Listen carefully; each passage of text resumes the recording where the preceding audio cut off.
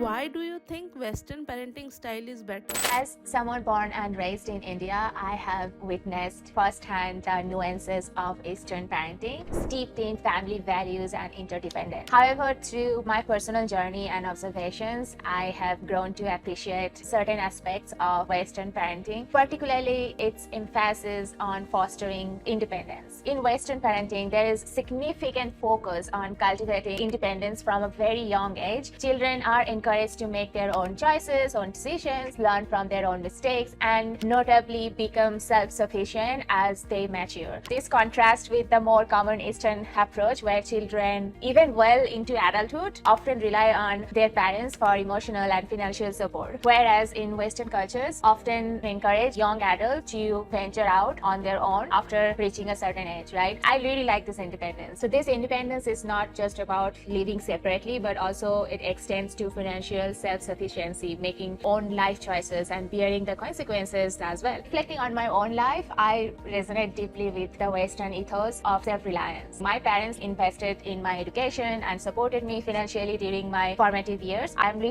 eternally grateful for this foundation. However, post-education, I decided not to take my parents' support for granted and not to borrow money from them even if I really needed it. Except for one instance where I took no interest loan from my father, which I promptly repaid, I have managed my financial independence without relying on parental support. And this decision was not just about financial transactions. It was a statement of my personal growth and responsibility. It shaped who I am today, a person who faces challenges head-on without the safety net that many of my peers rely on. While I really like the independence that Western parenting encourages, I also see the profound benefits of the Eastern approach. Family cohesion and support are powerful, and they create a sense of security and belonging that is deeply comforting. The Eastern style implants a strong family mindset, fostering close-knit relationships that can provide emotional and practical support throughout life. In essence, both parenting styles have their merit. Western parenting excels in preparing individuals to meet the challenges of the world with independence and resilience,